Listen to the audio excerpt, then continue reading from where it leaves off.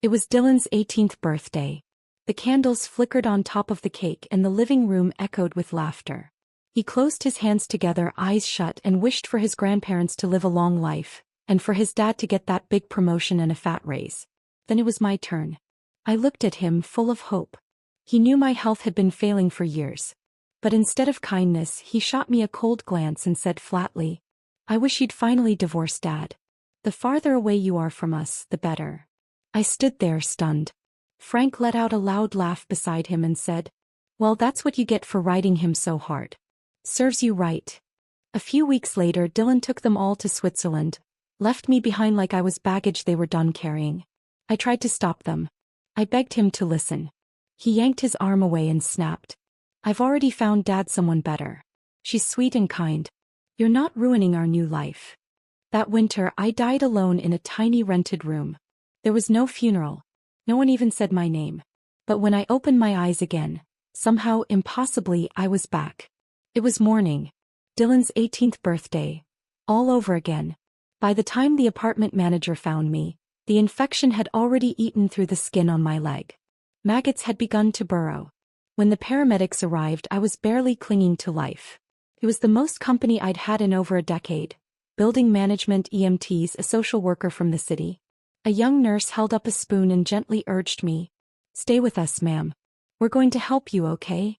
Someone nearby murmured, "This kind of illness is totally treatable in the early stages. Where's her family? How did no one notice she was gone?" I couldn't speak. All I could do was stare at the ceiling. Then someone pointed at the faded picture frames lining the wall. "Oh my God, isn't that Dylan Ross? That entrepreneur? He grew up in this building." "Yeah. Didn't he move to Switzerland a few years back?" Told reporters his whole family was there with him. He even held up a photo of his mom during the interview. They managed to get in touch with Dylan. I summoned everything I had left just to lift my head, just to see his face again. It had been nearly 20 years. He was a 50-year-old man now, but in my eyes he was still that little boy. With what felt like my final breath, I whispered, "Dylan." He appeared on the screen, frowning, eyes like ice. "You're still alive?" he said, his voice clipped and sharp. Before I could even blink, the call cut out. The volunteer hit redial, this time her voice edged with anger. "Mr. Ross, this woman is on her deathbed. She only wants to see you one last time. The doctors say she doesn't have long. Don't you think you should come say goodbye?" There was a pause, then a flat, lifeless reply. "I feel nothing for her. She's just a stranger to me now. Bury her, cremate her, toss her ashes in the ocean, I don't care. But don't call me again." My eyes filled with tears.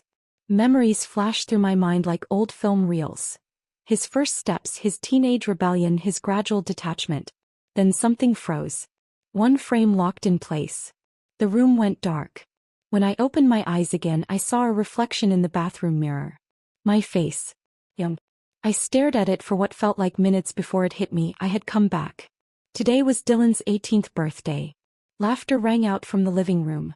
The house was filled with noise, just like that morning from so long ago. In my hands, I was holding the very gift I had sacrificed so much to give him.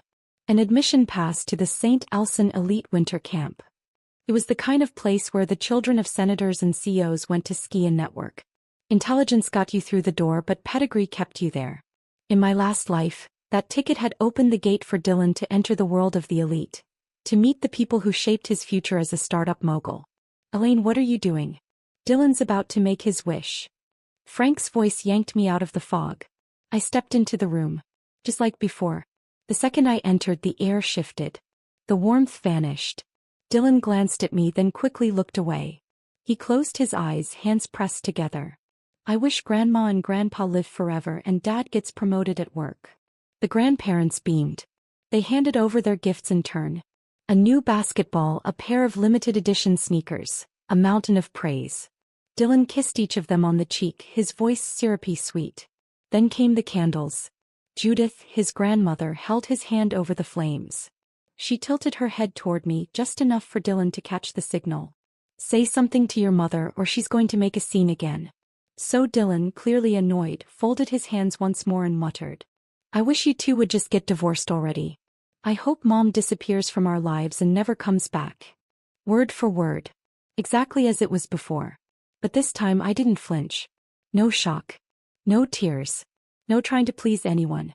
Frank gave a dry laugh. Well, what did you expect? You were always on his back. Now you get what you deserve. Judith piled on right on cue. Kids grow up. They learn who really loves them. If Dylan had a softer, sweeter mother, he'd be a much better young man. I nodded gently. Well, if that's his birthday wish, then I'll make it happen. I'll give you the divorce. The room went silent, so quiet I could hear the second hand ticking on the wall clock. Then they all laughed in unison. Frank crossed one leg over the other and sneered. That's the first time I've heard you say something sensible. So, we doing this tomorrow? I shook my head. No. I'm busy tomorrow.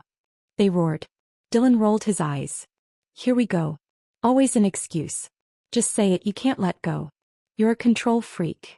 My voice was calm. No, what I meant is, it's only 10 in the morning. Why wait? We can see the lawyer this afternoon. Judith's face tightened.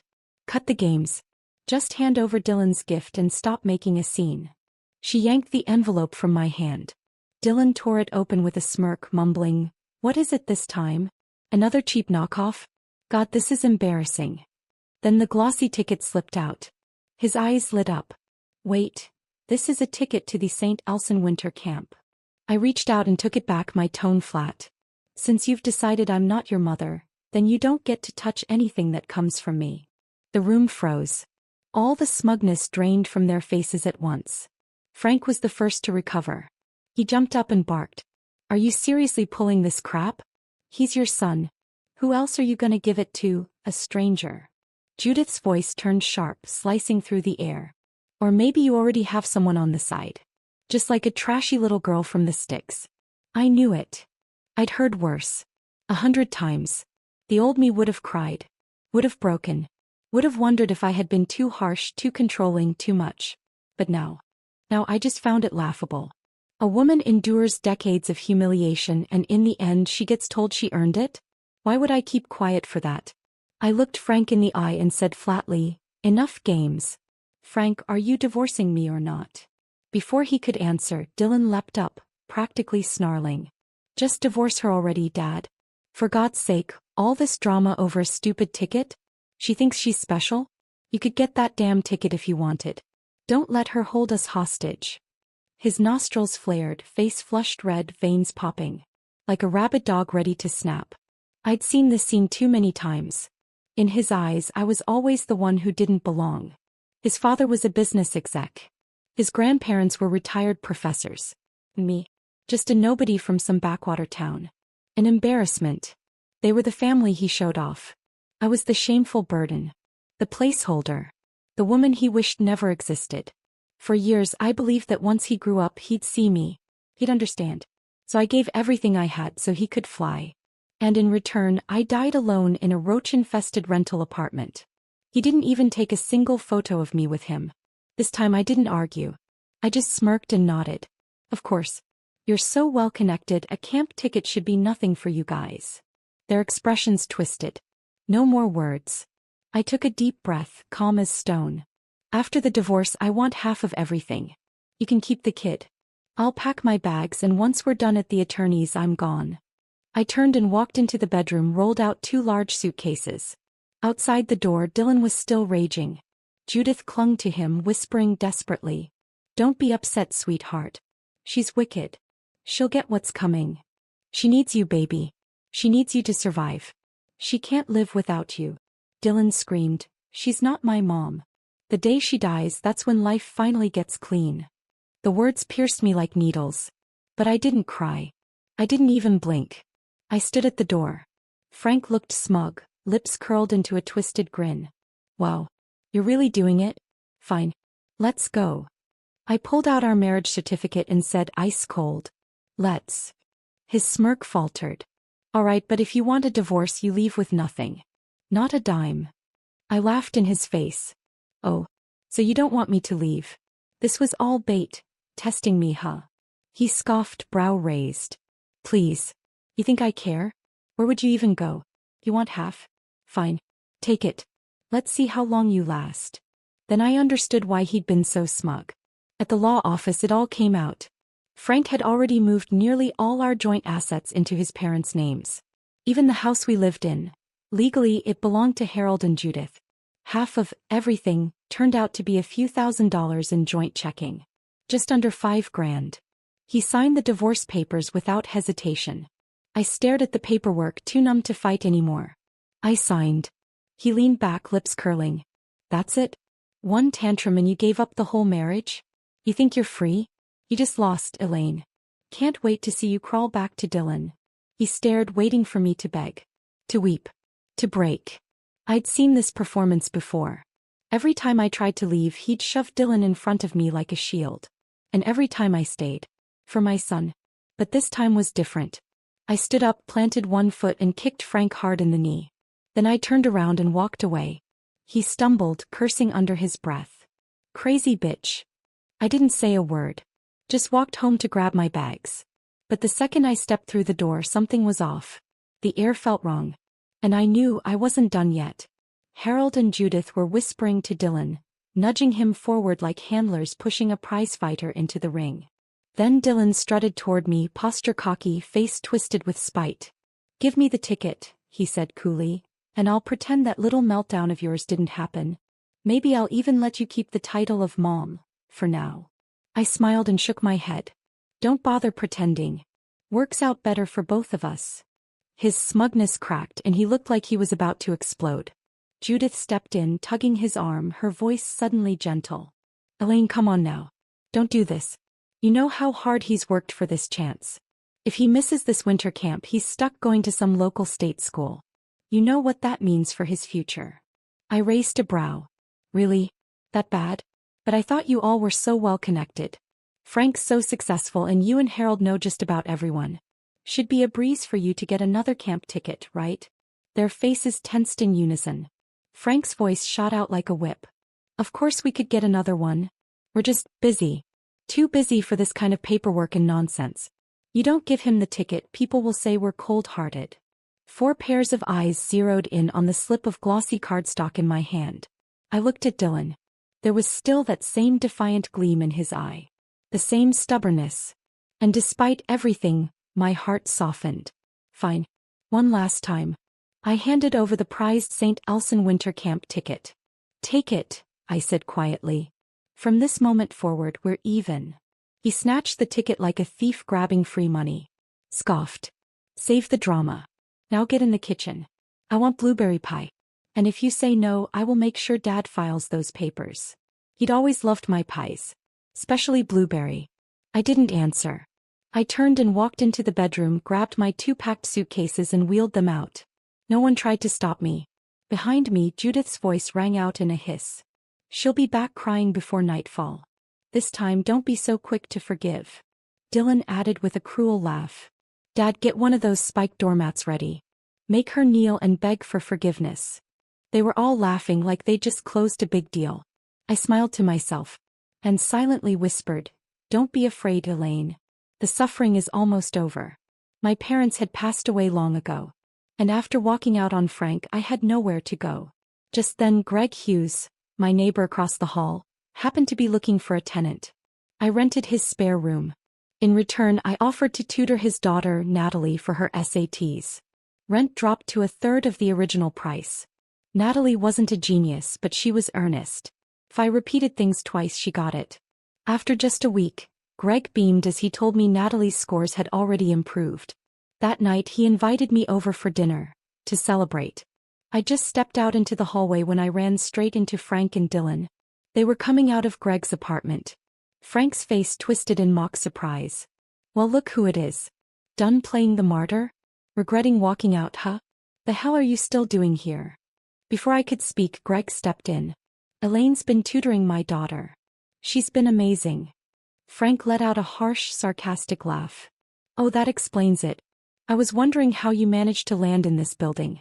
And you're wasting money on her? Seriously? She's a country bumpkin. What's she gonna teach anyone? Dylan looked Natalie up and down, then sneered. Dumb stays dumb. Even with a tutor. Some people are just born useless. Natalie flushed deep red. Her voice shook, but she didn't back down. Oh my God, she's your mother, Dylan. How can you say that? She's the one who got you into that fancy winter camp. You think you're going because you're some genius? Get over yourself. Dylan crossed his arms, chin tilted high. You questioning me? Ever heard of St. Elson Winter Camp? I'm going. That place is for the best. You'll never make it past the door. His eyes sliced toward me like knives. Dad, get her out of this building. People like her don't deserve to share a zip code with us. Greg and Natalie were flushed with fury, about to speak up in my defense. But I raised a hand and gently shook my head. Not worth it. Besides, it wouldn't be long before they'd have nothing to laugh about. 2 weeks later, final exams wrapped up. Natalie shot from the bottom of her class to 8th place. Greg was over the moon. He treated me to a full steak dinner, beaming with pride the whole time. Afterward, the three of us caught a light-hearted movie together and laughed the whole walk home. But as soon as we stepped into the courtyard of the complex, there they were. Frank, Judith, and Dylan, frozen like statues outside my door. Dylan stood rigid, luggage in hand, face dark like a brewing storm. He stormed up to me, voice trembling with rage. Elaine, why did the winter camp tell me the ticket was invalid? I shrugged, voice light, almost cheerful. Oh, that's because I sold the real one. The ticket you had? Just a souvenir card. That ticket had been a golden key. And I'd sold it for a cool 20 grand. Their faces blanked in collective shock. Mouths open. No words. Frank was the first to recover. He laughed in disbelief. You've lost your damn mind. That's your son. You'd let him humiliate himself in front of his peers. Dylan's eyes were bloodshot. His fists clenched so tight I could hear his knuckles crack. He looked ready to swing. But I didn't flinch. I simply said, relax. There's another group leaving for the camp next week. With the great Ross family's connections, scoring a new ticket should be easy, right? They exchanged glances, just long enough to show a flash of doubt. Dylan exploded, spittle flying. That's right. We don't need you. Without you we'll be just fine. Better even. Judith tried to calm him while throwing daggers my way. Don't get worked up, baby. She's just being petty. Bring her home. We'll make her get another ticket. But Dylan shook her off, sneering. No need. She's never seen real society. She was never good enough to be my mom. Then he turned to Frank like a CEO giving orders. 3 days. That's all you get. Get me a new ticket and prove to her we don't need her for anything. What they didn't know was, that ticket had taken me a year and a half to secure. For 18 months I worked every humiliating job you could imagine. By day I scrubbed floors as a cleaner. By night I served as a personal assistant to a rotating roster of upper-crust wives. Fetching almond milk lattes, massaging their feet, babysitting their dogs, even warming their bathtubs. One of them used to call me at 3 a.m. just so I could sit beside her while she spiraled through her insomnia.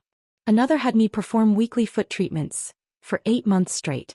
Every time I felt like breaking I closed my eyes and pictured Dylan, standing tall, confident, proud. I told myself it would all be worth it. Then 2 weeks ago I sent an anonymous letter to a few of those women, gently reminding them that if they didn't help me get the ticket, I'd forward records of their special service demands straight to their husbands' law firms. And those husbands, bank CEOs, tech executives, men with reputations they couldn't afford to stain. The women delivered. Eventually. But not without their own brand of punishment. They made me kneel for 2 hours on the edge of their private frozen lake, until my knees were raw and swollen. 3 days later I still couldn't walk without pain. But it had all felt worth it. Because I knew without a doubt that I would never do it again. That kind of ticket? I wasn't about to waste a second one on Dylan. Not after everything. This time I was just having a little fun. I turned to Frank with a bright smile. Come on, aren't you the backbone of this family? Should be a piece of cake for someone like you. Right. As soon as the words left my mouth, Frank's face tightened. His fists clenched, then loosened. He muttered something under his breath and tugged me into the stairwell. Once the door closed behind us and he was sure no one else could hear, his tone softened, fake syrup dripping from every word. Elaine, listen. I know someone must have gotten in your head. You're not really this heartless. You're his mother. He's your son. You can't honestly let him miss out on this opportunity. As he spoke, he pulled a voucher out of his coat pocket. You've been complaining about your back, right? Here. Go get a massage. I blinked. Then I laughed. Frank Ross, how generous of you. After 2 decades of being your unpaid maid, you're offering me a massage coupon? Well, am I finally worthy now? Do I qualify? A flicker of anger flashed in his eyes. His knuckles went white, but he forced a smile back onto his face and turned on the charm. If Dylan gets into that camp, I'll take you to Hawaii. Couple of days on the beach. Our long overdue honeymoon. Remember how you used to nag me about never having one? I'm making it right. He said it like he was gifting something grand to a toddler. Like I was supposed to beam and thank him for his overwhelming generosity. I stared at him stone cold. And all I could think was this. You only got away with it because I let you. You told me only you could take care of this family, so I believed you. I cooked breakfast at dawn, did laundry at midnight, even wrote half your damn presentations. You'd say you were tired and I'd rub your shoulders. But when I was the one stuck in a storm soaked to the skin, you never showed up. If I came home late, I got a lecture about being a bad mother. I snapped back to the present and kept my gaze on him, silent. He shifted, uneasy voice rising. I'm already groveling, Elaine. What more do you want from me? Don't be so greedy. Just then the stairwell door creaked open. Judith rushed in. She shoved Frank aside and clutched my shirt like it was a lifeline. Tears streamed down her face, her voice trembling and so low it scraped the floor. Elaine, I've always thought of you like a daughter. Yes, my words were harsh, my heart too hard. I said things I shouldn't have. But I only meant well. You've been more of a child to me than Frank ever was.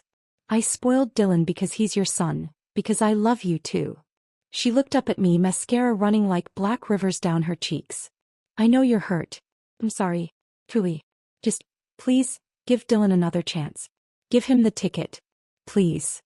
Frank stood dumbfounded. A beat later, he lunged forward to pull her off me. Are you insane? She's not worth begging. You think she deserves your apology? Judith didn't miss a beat. Her hand shot across his cheek, sharp and loud.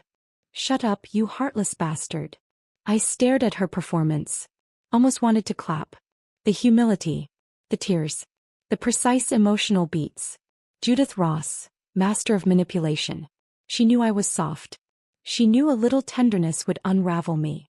Every time I got upset, she'd come the next day with chocolate and sweet words. And just like that, I'd end up being her free babysitter, housekeeper, and confidant. But not this time. My voice was flat. How many times did you two say I was raising him wrong? I'd tell him to do his homework. You'd rip up his assignments behind my back. I'd try to cut down his junk food. You'd sneak entire boxes of candy under his bed.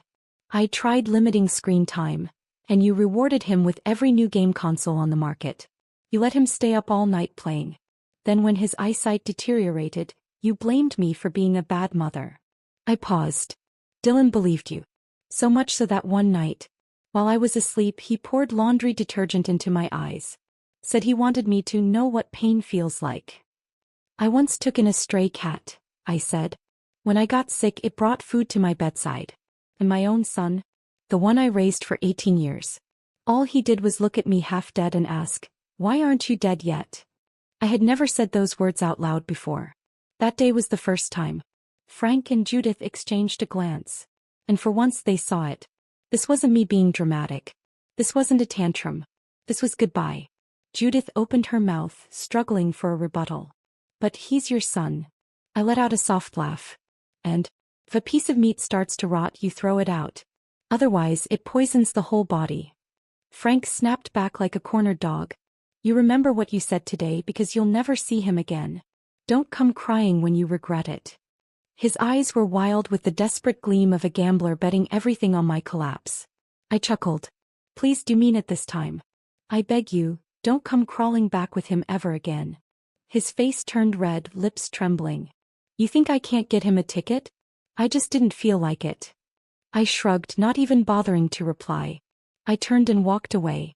Dylan was sitting by the door, his chin tilted up, smug as if he expected me to walk over and beg for forgiveness. Instead, I walked right past him without so much as a glance. He flushed scarlet and started screaming obscenities behind me. I didn't look back. I went inside, locked the door, took off my makeup, put on a face mask, turned on a comedy, and relaxed like I was on vacation. 3 days later, shouting erupted downstairs. Even through the walls, I could hear Frank's voice, hoarse from rage. Word was he'd paid $30,000 for a backdoor ticket from a scalper. It was a fake. The final roster for the St. Elson winter camp had been published. Dylan's name wasn't on it. He wasn't going. Period.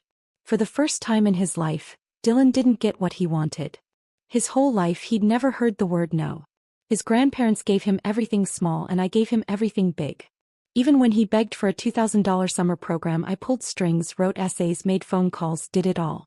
But not this time. This time he had waited a year, dreamt about St. Elson, bragged about it, and now he wouldn't even see the front gate. The emotional crash hit him like a freight train. He trashed his room, smashed doors, ripped up photos, howled so loud it woke the entire neighborhood.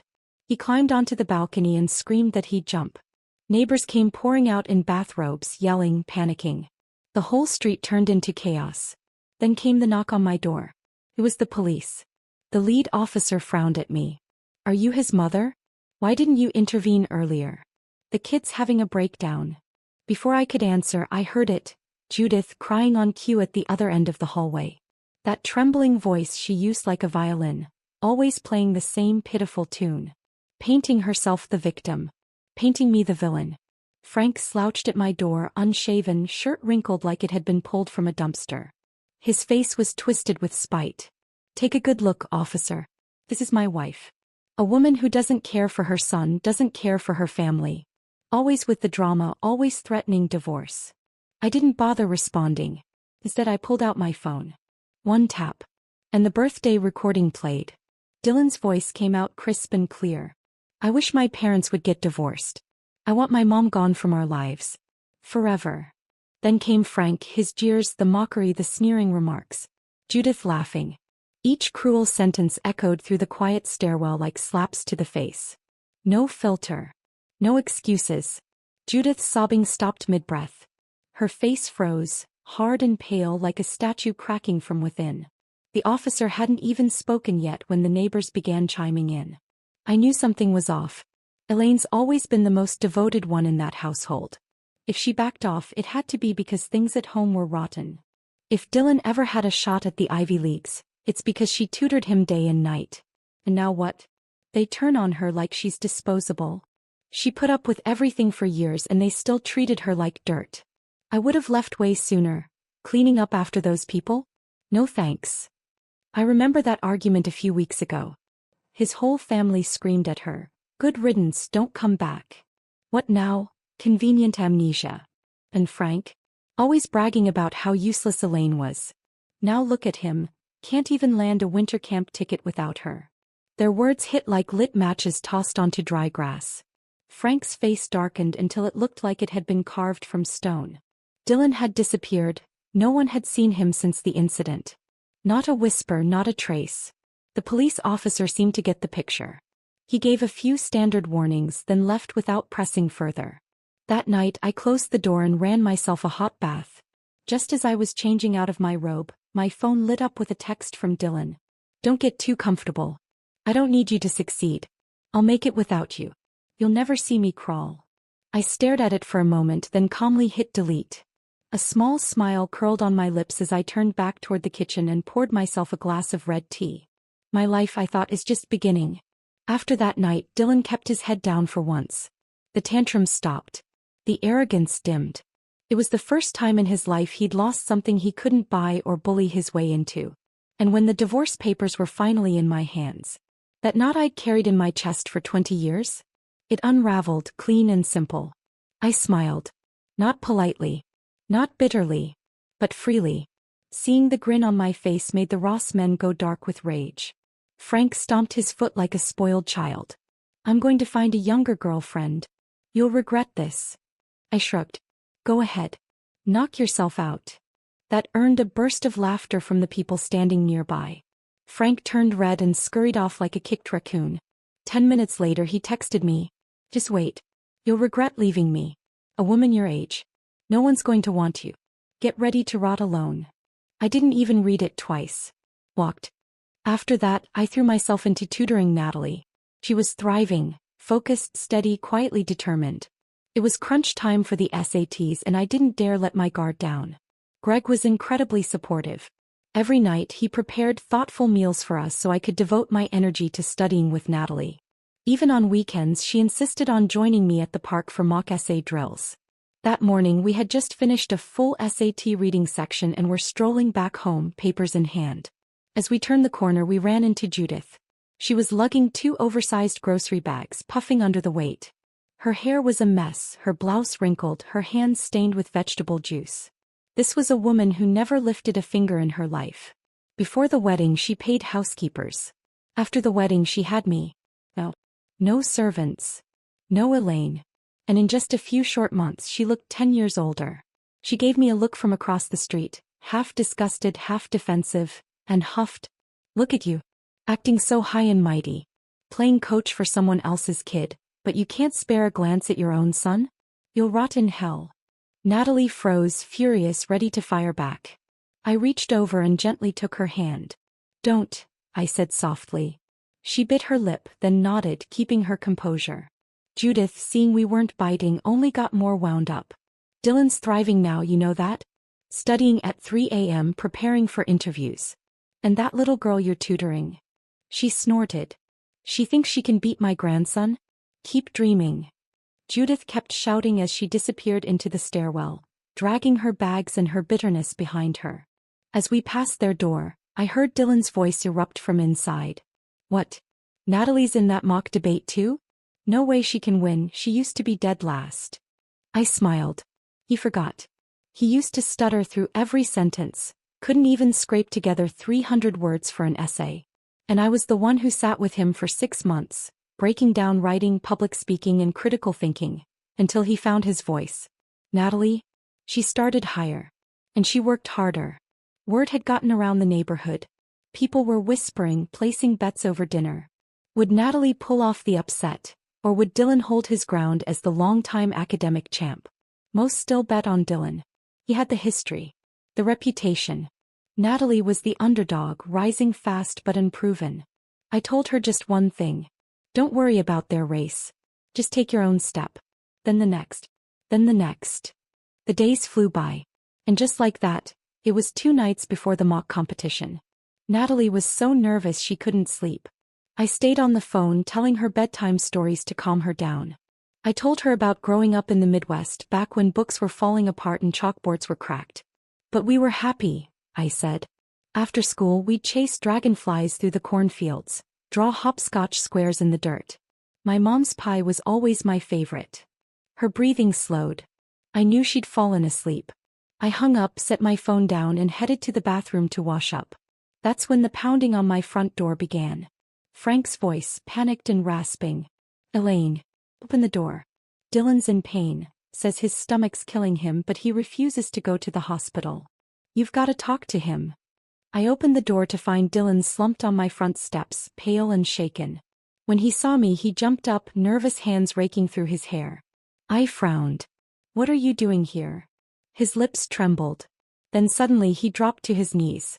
"Mom, I messed up." He wrapped his arms around my legs, sobbing uncontrollably. Tears, snot, the whole spectacle. "Please don't leave. I was wrong, I should never have treated you that way. I'm sorry. Please come back." I stood frozen. The sun who had once sneered at me like I was dirt, was now clinging to my knees in the middle of the night. I tried to pull away. "Let go. We don't have a relationship anymore." He shook his head like a child. "You're my mom. You can't just give up on me." I bombed the test, I was tired, I panicked. I couldn't tell anyone. "I don't know what to do anymore. Please just tell me what to do." "But listen.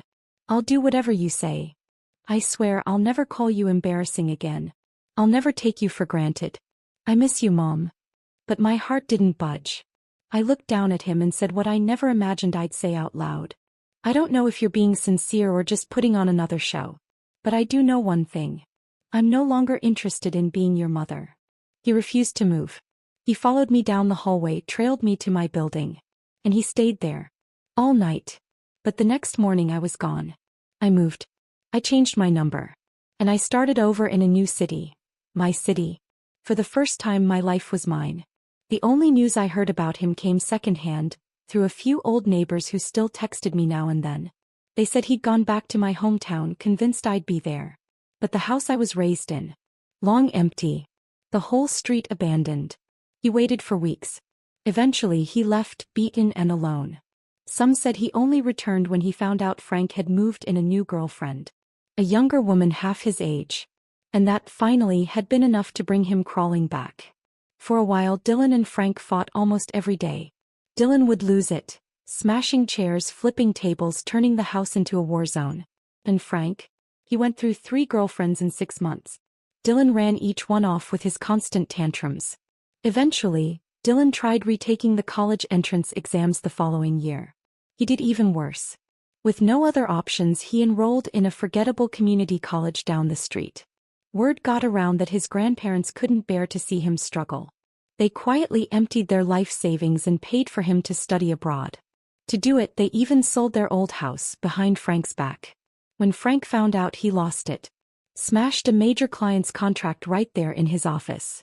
By the next morning, he'd been demoted from sales manager to field rep.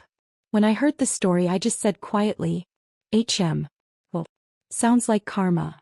Years passed. I got remarried. My husband, a retired architect, was kind and calm. We lived simply, happily. One summer we took our daughter on vacation to Miami. Stopped at a charming retro French bistro for dinner. The food had just been served when I heard a familiar voice. "Your duck confit, ma'am." I looked up. He froze. Standing there, stiff as stone, tray still in hand.